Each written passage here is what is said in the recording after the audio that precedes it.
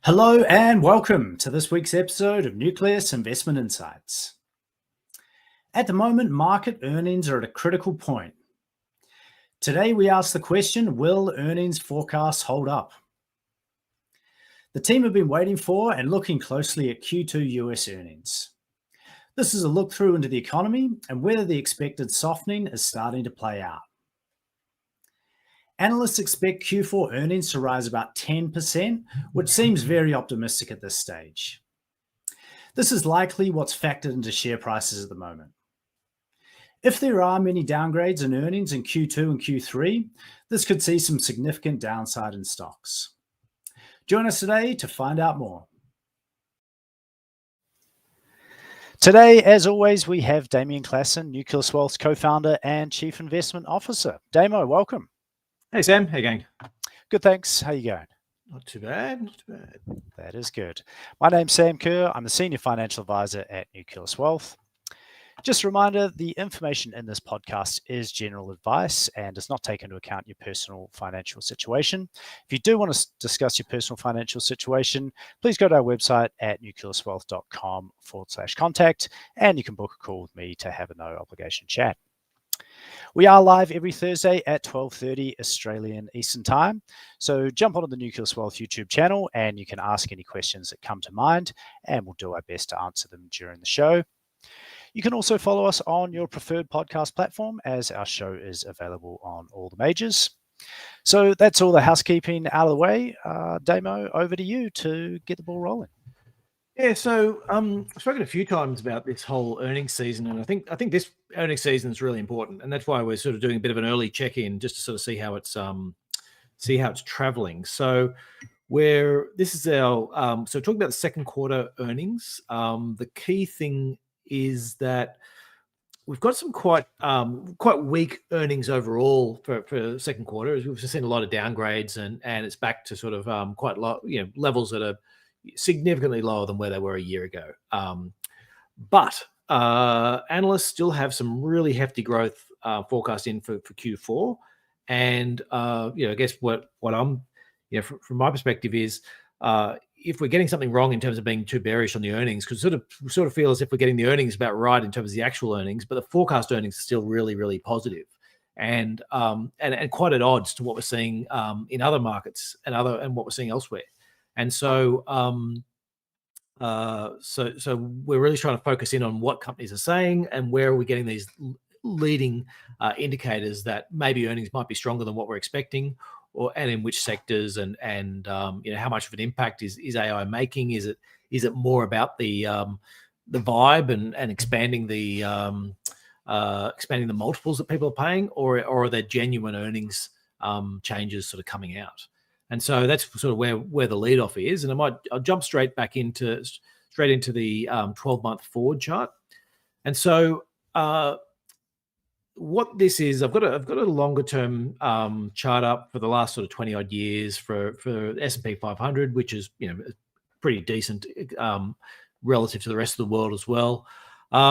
Just showing the forward earnings per share. And what this is basically doing is it's showing you that you go through these big growth periods, and then you go through your earnings declines when you hit, say, the Lehman or you hit COVID, and then but generally, that the trend is up, but it can be broken quite sharply by some pretty big moves. Now we had the start of a downturn move, about a year or so ago, and then that sort of petered out over the last sort of 3 or 4 months, or probably in the last 6 months. That sort of that decline sort of stopped. And what that 12-month forward is an amalgam of two numbers. Effectively, it's an amalgam of what's happening at the moment, part of what's happening in 2023, and then the second part is what's going on in 2024, and that's sort of consistent over time. You've always got this sort of moving window about how good are things in the current year, and then how good are things in the following year. And what we've seen, what this chart is sort of showing in that top right-hand corner, is that actually 2023 numbers are consistently being downgraded, and 2024 numbers are consistently being downgraded. It's just that 2024, but the blue line's going up.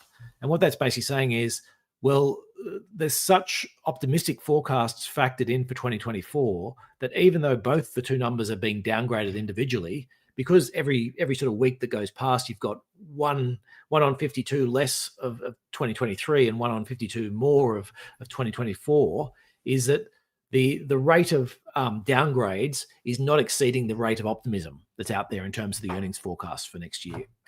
And so that's where we really want to dig into try and work out what's going on. And so we haven't got that many companies reporting. It's about a quarter of the universe, so enough to sort of at least have a look at what's going on.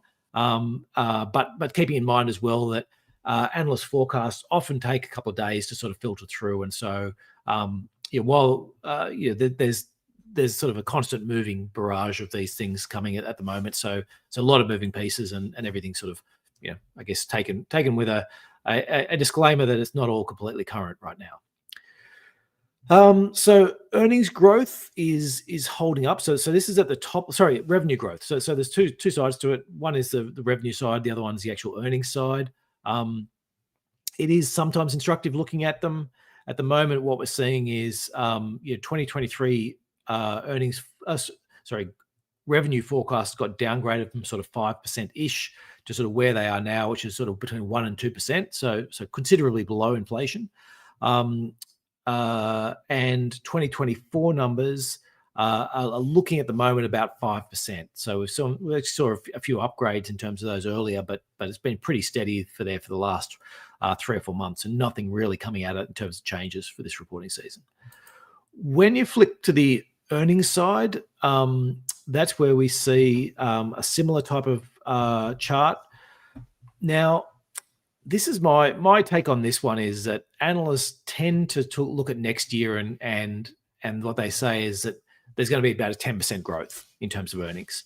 And then what we see is as the reporting season sort of goes on, you start seeing then earnings downgrades come through or earnings upgrades. And so what we've seen very much in 2023 so far is just downgrade after downgrade after downgrade. We're back to zero, slightly below zero now, sort of looking about almost minus 1%. 2024 has seen some upgrades to 12.2. Now, that's not an uncommon pattern in terms of, as you quite often see that as your first year gets downgraded, the second year, the growth rate gets upgraded. And sometimes, so it's actually a little bit of a mathematical issue that sort of goes through with a lot of analysts where they'll start with, say they're forecasting 10% growth for this year and 10% growth for next year. And they go, okay, the company's going to do 110. So it's doing 100 now. It's going to do 110 next year and 121 the year after. And then they start looking at the next year and they're like, actually, they're not going to make 110. So I'm going to downgrade that to 105. So I'll knock 5 off that. And actually, yeah, I'll do something similar with the other one. I'll knock like 3 or 4 off the 20 the next year out. So you take your first year and knock it down from 110 down to 105. You take your second year, knock it down from 121 to 117. And it seems like, you've done reasonable things. But what's actually happened now is the difference between next year and the year after is actually increased. And so it's like you've upgraded those earnings.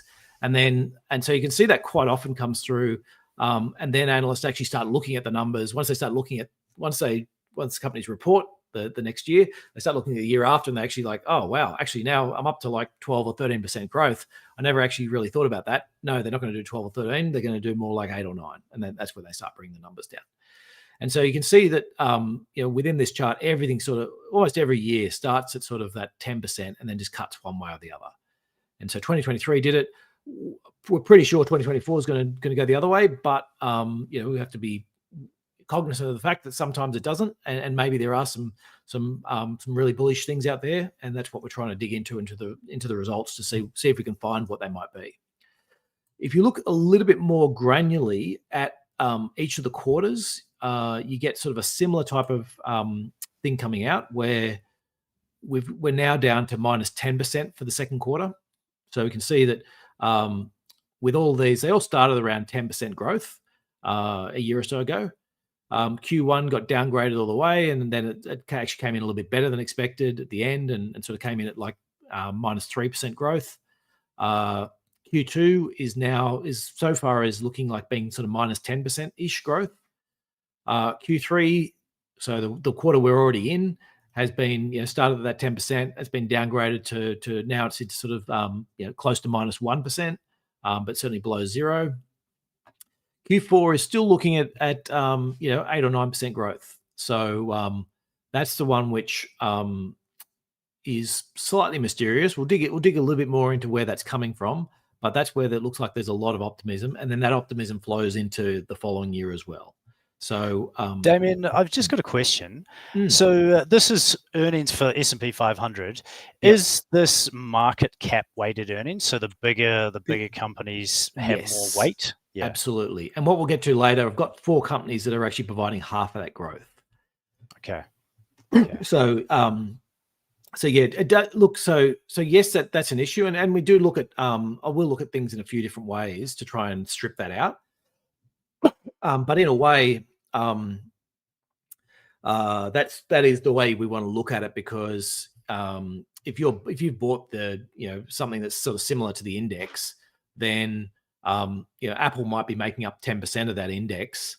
Well, I want to see 10% of Apple's earnings within these numbers.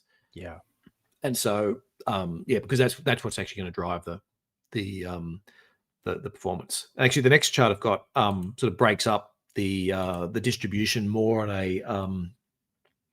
So here I'm looking at like percentiles. So what's the median company doing? So this isn't market cap weighted. This is just a table of So what's happened to the second quarter surprise? So did the earnings come in above expectations or below expectations? And so, yes, there's a bit of surprise, but there often is a fair bit of surprise. But so companies tend to mark things down and then come in above that. Then you look at the next 12 months revisions. So that's that talk about what I was saying about, are you upgrading over a 30-day period? We've actually seen a reasonable amount of upgrades because we've got one less part of the bad 2023 and one more month of what's looking like a very good 2024, what's forecast to be a very good 2024. But we're seeing downgrades for companies. When you look at the Q2 and Q3, the Q3 and Q4 revisions, that's the next 2 columns. We're seeing the median companies are downgrading earnings a little bit, not heaps, but there is definitely a skew. So companies that are downgrading. So say if I look at the 25th percentile versus the 75th percentile, so 50. If you take the middle sort of 50% of companies, at one end they're downgrading by 6 or 7%. At the top end, the best ones are upgrading by 1 or 2%. So there's a real skew to companies being seeing downgrades rather than upgrades, and that same thing flows through into 2024 as well. So actually we haven't seen much. This is over the last month. We haven't seen, of the companies that have reported so far, we actually haven't seen it. The median company isn't downgrading, but there is a skew to those numbers. And then if I dig through into those types of numbers on a sector by sector basis, what we see there is that, look, the energy and materials sector are actually driving most of the negativity. The consumer discretionary sector is actually looking pretty good. The consumer discretionary is looking good. The industrials is looking not too bad. And then most of the other sectors are sort of slightly negative, but not terribly so. Maybe consumer services a little bit. It's got a few companies sort of coming out a little bit worse, but yeah, it's certainly not a terrible outcome so far in terms of these companies. And keeping in mind, it's only about a quarter of companies have reported to date. We spoke about where's that growth coming from for 2024. So I've got a sector by sector split. And it's relatively broadly based. So this is this Q4 rebound. Where's it actually going to come from? And so energy is going to pull it down, but it's really being lifted by that consumer services sector. And then if we dig into probably the more important one, or the more interesting one is 50% of that growth is coming from just 4 stocks. So Meta Platforms, Apple, Amazon, Nvidia makes up your where most of your growth is coming from in that period. So, and Damo, what sort of weights are these 4 stocks holding in the S&P 500, like as a percentage, would you estimate? between the 4 of them, you would be getting over 10%. Yeah. So it's not mass. Where are we? Would be. I could think about world. The world would be bigger in the S&P 500. It's probably might be closer to 15. Okay, So a reasonable amount. Pretty significant, yeah. Yeah. I mean, your big ones really is Microsoft and Apple. They're the other ones that sort of aren't within this, but their earnings haven't been bad. So yeah, I guess that's the bigger stocks certainly having better earnings than a lot of the smaller and medium sized stocks. Sure. We might go to a message soon. We'll be back with the investment insights very shortly. Nucleus Wealth is an active and passive investment manager. If you like what you're hearing and want some help with your investing, we can do it for you via our active portfolios. Our tactical and core portfolios use the insights shared in this podcast to construct and manage your investment. We blend tactical portfolios to offer our combinations of international shares, Australian shares, government bonds, and cash.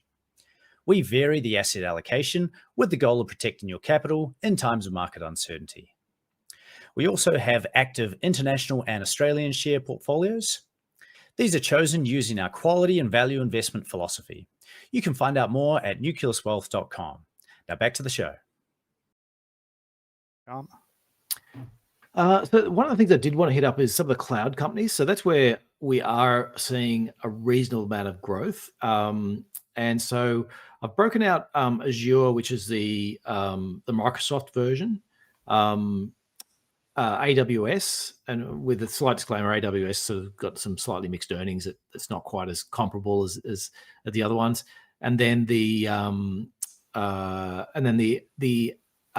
Google Cloud Products version.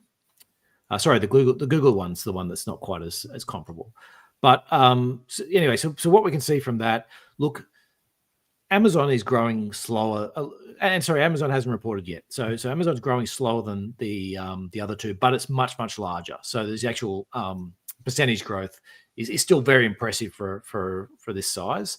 So the other two came in with sort of 28% growth.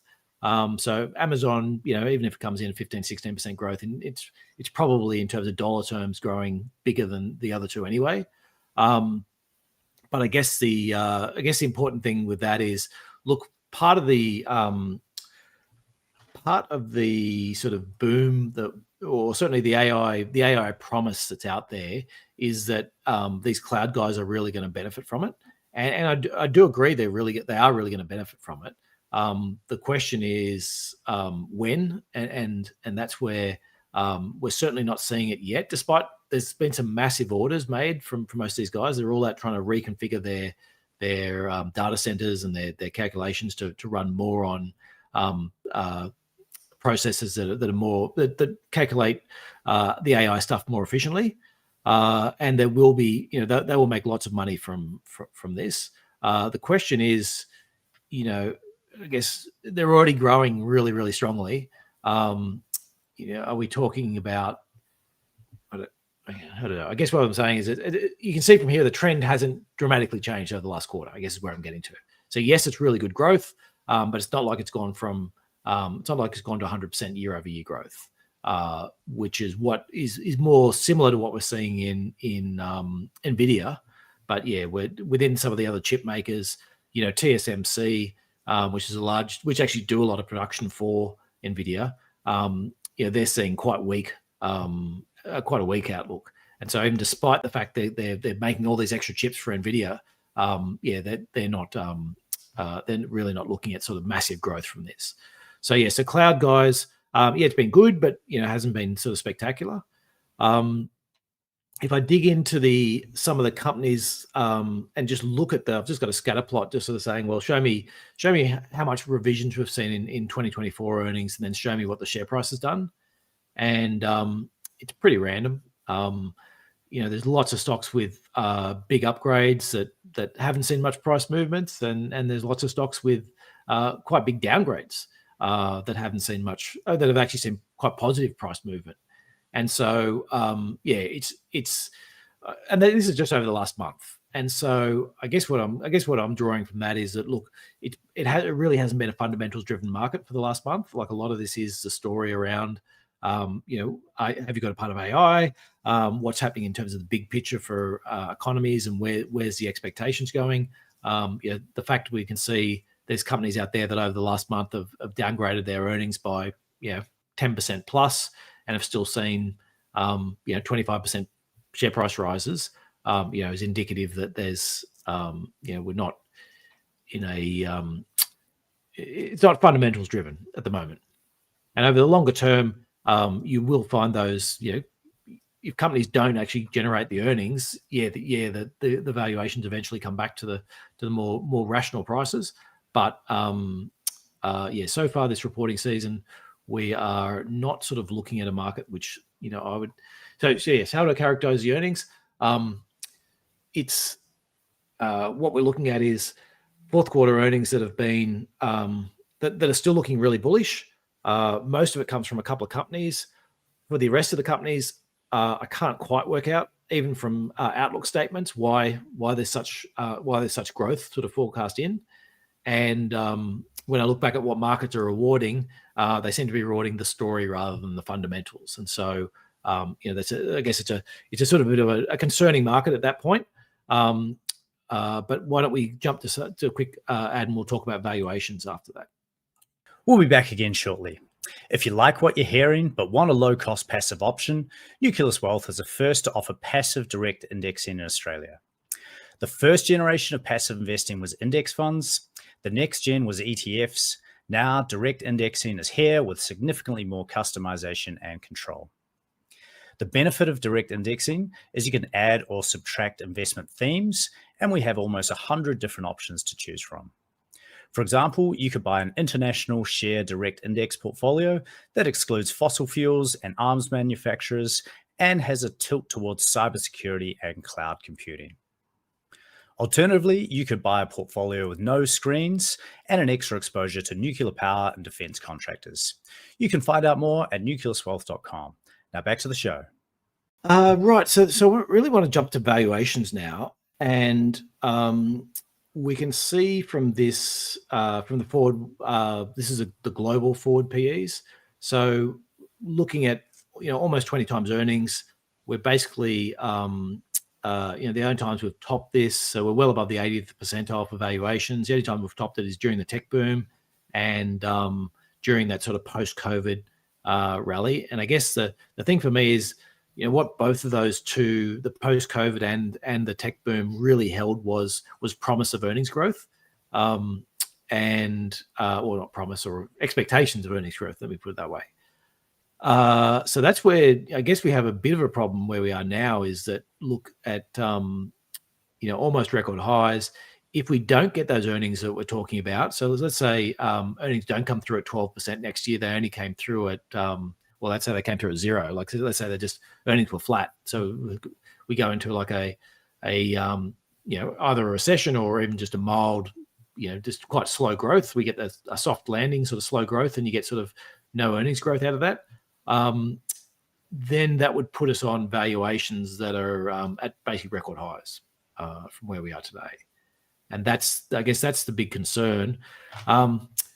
Yes, that's on that front. If you look at Australia's not looking as bad now. We've actually seen some valuations have come back a bit. We've seen some earnings growth from a couple of the companies within that. And so, look, they're still very high. They're back to, we're still slightly above the sort of world valuation. But for a while there, we were miles above world valuation. And it's a little bit, the rest of the world has actually come up to meet the Australian one. So in a relative sense, Australia is not looking as bad as what it was, say 3 or 6 months ago. But on an absolute basis, it's in the same position, above the 80th percentile. Effectively a market that's pricing in lots of growth without actually seeing that growth that are coming through from the earnings from companies so far.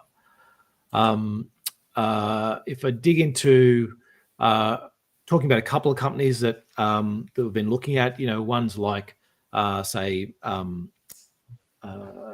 sorry, I was going to dig into some of the best performers within it. We've actually seen a number of the car companies have actually come through with very good results.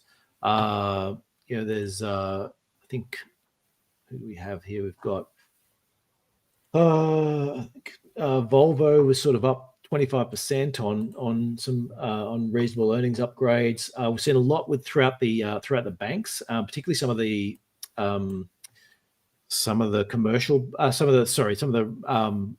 regional banks within the US have come through with earnings sort of above expectations and seen some quite big earnings jumps within that. Having said that, earnings aren't great. It's just probably been more the absence of disaster, I think, within that, where following the SVB, we'd seen a lot of downgrades within those regional banks. So seen some rises within that. The car companies, so Volvo had a quite good performance, Nissan as well. The question for a lot of those guys now is, are they going to manage to hold on to this? So this is a period where we had a real shortage still of, we're still coming out of that period where we've gone from a real shortage of cars, not being able to make enough cars, to being able to make enough cars and still being able to charge quite premium prices for it. And the question now is, for the car companies, is will we see, similar to what's happening in China, where a full-on price war has broken out? Will we start seeing that in sort of Western markets, which looks likely, especially given the way that, Chinese car makers are expanding, particularly EV sales into Western markets. So it looks likely that they'll keep pushing. The Chinese makers are going to just push through the lower prices and give up on that, trying to make bigger margins. It's what they're doing within China. So sort of expect that same in Western countries. That's not really priced into a lot of car companies at the moment.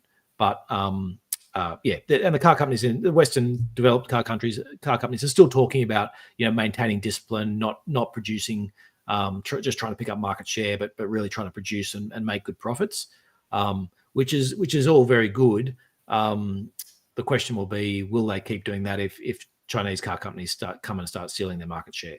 So and undercutting them on price. What's some of the other ones? ABB. So some of the industrial companies, the electrical ones that we quite like. A lot of these ones, they're dealing with either automation or the changeover in terms of the in terms of going to more renewable energy, and the services companies around that whole renewable energy. So some of the ones we like, ABB and Schneider and a few others, have come through with reasonable results on that front, and seem to be talking about reasonable growth. On the downside, there hasn't been a lot of companies who've seen earnings. So it's been one of those periods, certainly over the last month, where we just really haven't seen earnings downgrades. Not earnings downgrades, where we haven't seen big revisions to share prices. So and there's not other ones that have really been hit. There's not sort of heaps of similarity within it. I mean, I think within it's a mix of financials, consumer discretionary, consumer staples sort of make up the most of them. I think you'd say that of the stocks that have been punished the most, they seem to be more idiosyncratic rather than like a whole thematic sector that's sort of being driven down. But as I said, we're still a quarter of the way into it. So yes, hard to tell at the moment if there's any massive themes coming out of it. But maybe we might go to the question of the week, and we'll come back with investment implications.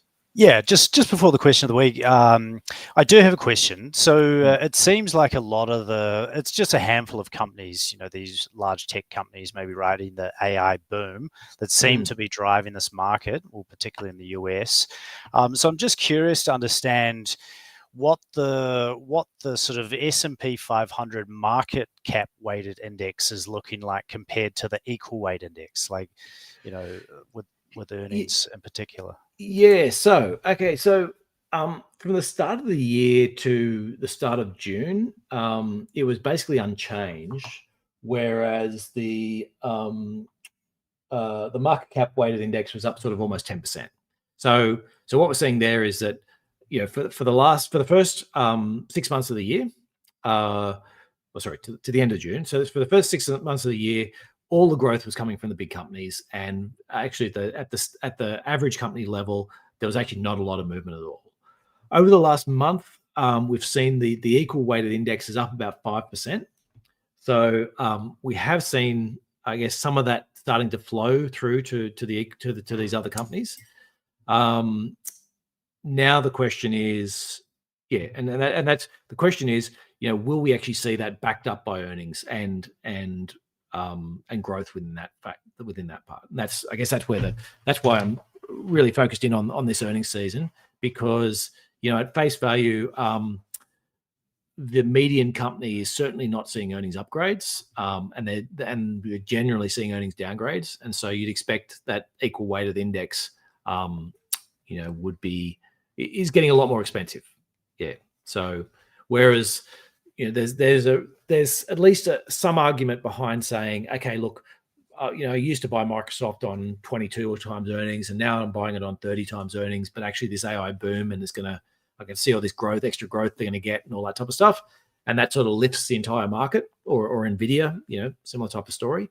So you can sort of go, okay, well, you know, whether or not you think 30 times is too much to be paying for these stocks or not, at least there's a growth story behind that you can equate to where it's coming from. The problem with the median stock is, you know, it's really dependent upon the economy, and we're basically looking and saying, okay, we've got a Fed that's raising rates and raised rates again today, trying to slow the economy down and squeeze these companies. But on the flip side, we've got analysts, you know, expecting very good growth for, you know, kicking off in where are we? So we're in 2.5 months' time. So the fourth quarter starts in, well, not in 4 days and 2 months' time starts the fourth quarter, and analysts are basically saying, you know, the downturn will be all over by then. You know, the Q2 that fell by 10%, that's in the past, and Q4 will be growing by almost 10%. So, and that's the part I'm very skeptical of. Yeah, and so that equal weighted index is, yeah. Is that maybe a truer reflection of what's actually going on, do you think, you know, compared to the sort of market cap where it's just the big tech companies pushing things up? It's not true in terms of weight of money. Like in terms of saying, I mean, the way we design the indexes is so that you say, okay, well, if these are if Apple, you know, does something and goes up by 10%, then there's so many more people who own Apple than if I take stock number 500 and that goes up by 10%. So in terms of the big picture, you know, is the S&P 500 reflecting, you know, a reasonable proxy of what's happening to investors' money? Yes, I think that is. But if you want to say, well, what's happening at an individual stock level, then you know, looking at the equal weighted one, and that's going to give you a better feel for, is this whole market just driven by a few big stocks, or is it actually a broad based? Yeah, and is it driven by a few big stocks in either direction? Because sometimes you go through periods where, you know, a few years ago, where the S&P 500 growth was quite poor because there was a lot of big, say, energy stocks in there that were becoming smaller as you know, as they're becoming less profitable and less of a major part of the index. I think they sort of shrunk from sort of 10% of the index back to sort of 2 or 3%. And but you know, at the same time, the equal weighted performance was better over that period because you know, the experience of the median company was a lot better. And I guess it's a question about, should you be buying sort of large caps or should you be buying small caps at various parts? And yeah, the small caps, the earnings hasn't been as good as the large caps. The price performance has been pretty reasonable over the last month, but the earnings sort of, yeah, they've become a lot more expensive over the last month because, yeah, earnings are falling and prices are rising. Yeah, well, I guess the story is not out yet. It's still unfolding. Yeah, that's right. Unfortunately, I don't have a magic answer for today's ones, but it's I think these are the important numbers you need to be watching at the moment to try and work out, are we right that earnings is going to be falling away in the fourth quarter and next year, or actually is there's something that's something a lot more resilient than what we've assumed, and that's good lead into the question of the week. Yeah, indeed. So this is for viewers to have some discussion in the comment section over the coming week. The question is, are company earnings more resilient than we've assumed? So feel free to post your thoughts and engage with us and some of the other viewers over the coming days. So Damo, back to you for the investment implications. Yeah, I might just jump quickly to this question from Jude as well on the yes. YouTube. Okay, so Jude's asking, in the Nucleus Growth portfolio, is the treasury performance linked to lower future interest rates or higher? And he's Jude's so talking about the quoting. Yeah, do you want to? Yeah, one of them ones there. So it's about it's a 10-year bond that we've got in there. So that is really it's less about so yes it is interest rates. It's interest rate expectations over a reasonably long time. It's not a short term.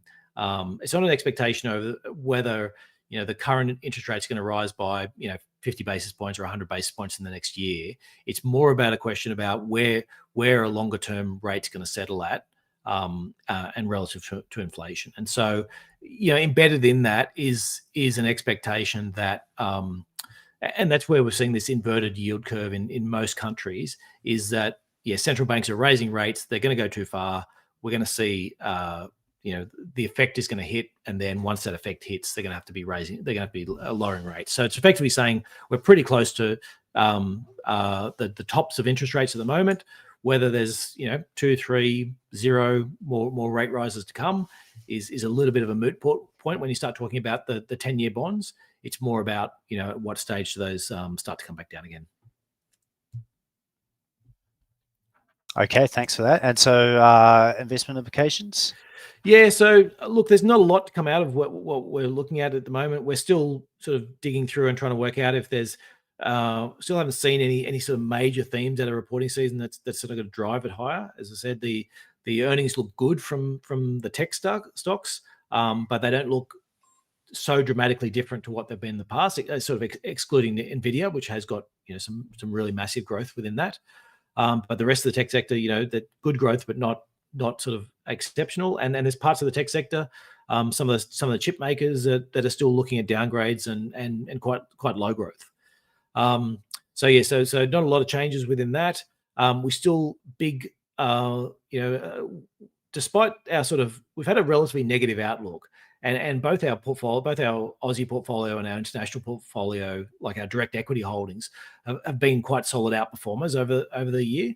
And I think our Aussie portfolio was sort of in the top 5 portfolios for the year to June. And the reason why is because we've had this real focus on quality and actually looking at quality stocks, and with a view that in this type of environment, that's where you want to try and get your most exposure to. It's not about trying to find your value stocks, which tend to be more end of when everything's going well and they're and they get to expand margins.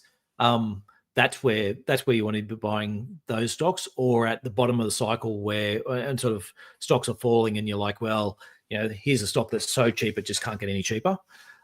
That's sort of where we look at when we want to be buying value. For us, the environment we've been in over the last year and still going forward into a poorer economic environment is about which of the companies that can hold on to the margins which they've managed to get. And so, that's very much about sort of chasing those qualities, and that's why we think we've been some of the top performing funds in that period, and why we want to stick with that over the next little while. So not time yet to rotate out of that. And so within sector allocations, consumer staples and some of the defensive sectors, I guess with caveats over there's some parts like say real estate where we're quite circumspect about which ones we're involved in, and particularly the commercial real estate sector. Still looking at some issues within that. Okay, nice one. And as the viewers probably heard, we do have around 100 different screens and tilts, and just a couple of ideas on ways you could play that within your Nucleus Wealth portfolio. Depending on what your market outlook is. If you're a little bit bearish on the market at the moment, you could add a tilt into defensive stocks, or if you're bullish, if you think this AI tech boom is going to continue, you can put an extra exposure into the large technology stocks. So just a couple of ideas of how to play those. So that almost wraps us up for today. So Damo, thanks for sharing your insights as usual, and I'm sure we will continue to tell the unfolding story. Thanks, Sam. Excellent. If you enjoy our content, subscribe to our YouTube channel now, like the video, and click the bell below to make sure you don't miss out on any special episodes or future content. If you know of anyone that might get some value out of today's episode, we'd really appreciate it if you do share it with them. We do put out a lot of other content in addition to this podcast. We publish regular articles that are featured in all major Australian publications. To get this, you can subscribe to our weekly Nucleus news and investment insights at nucleuswealth.com. We do welcome your feedback on this podcast, especially in regards to suggestions for future topics. So if you do have any ideas, please drop it in the comment section below or send us an email at contact@nucleuswealth.com. So for myself, Damien, and the rest of the team at Nucleus Wealth, thanks for watching, and we look forward to seeing you next time. Bye for now.